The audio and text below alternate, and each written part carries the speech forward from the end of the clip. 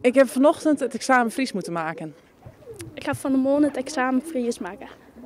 Moeten maken. Mathemaatje. Matten maken. Ik weet het niet meer. Maatje maten. Ik ga van de morgen het examen Fries maatje matten. Meidje matten. Mathemaitje of meidje matten? Meidje matten. Nou kinderen wel laken worden, maar in Jelloerlien wie het nog dier stil in het examenlokaal. In Burgum doen nog een leerling een examen. In de hele provincie ben dat er deze week 84, een beetje meer als de jaren daarvoor. Ik vond het eigenlijk helemaal net hier zo moeilijk. Nee, voel wel mij.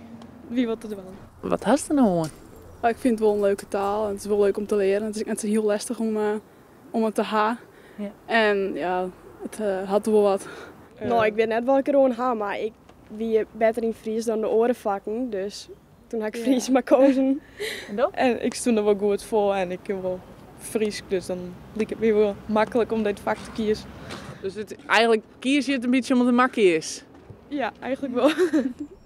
Nevens de docent ben er nog wel orenredenen om voor het vak te kiezen. En die binnen eens wichtiger.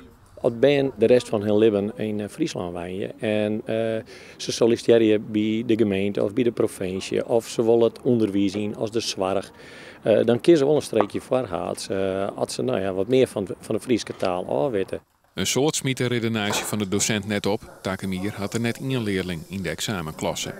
Wilt hij maar de conciërge het lokaal om kant maakt, is het voor de leerlingen na weken van examenstress lang omlet vakantie.